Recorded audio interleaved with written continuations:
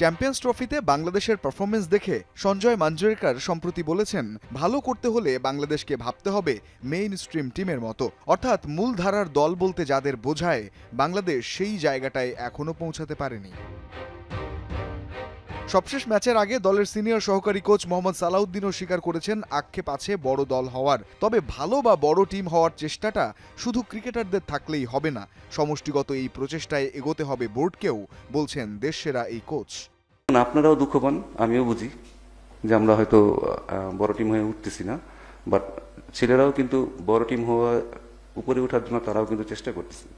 So এটা তো শুধু আসলে ছেলেদের একার চেষ্টার বিষয় না, এটা সবারই সমষ্টিগত ভাবে এটা আসলে আমাদের চেষ্টা করতে হবে।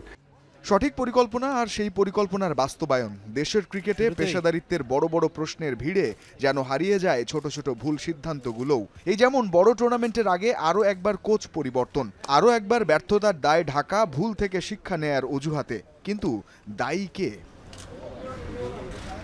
হাথুরুকে নিয়ে বর্তমান বোর্ড সভাপতির অসন্তুষ্টি ছিল আগেই। দায়িত্ব নেওয়ার ৬ মাসে যে পরিবর্তনগুলো করেছে ফারুক আহমেদের বোর্ড, তার মধ্যে অন্যতম সেই হাথুরু সিংকে বিদায় করে ফিল সিমন্সকে দলের দায়িত্ব দেয়া।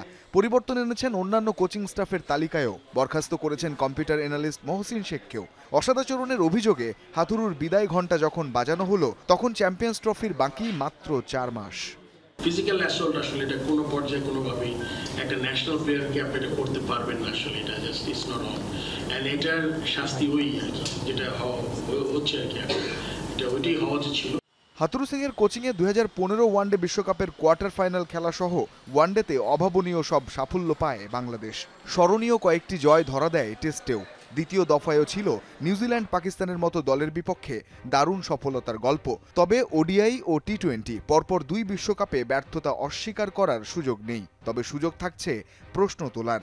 বড় মঞ্চে হাথুরু ছাড়া বাংলাদেশকে সফলতা এনে দিয়েছেন আর কেই বা? রঞ্জন শান্ত, যমুনা স্পোর্টস।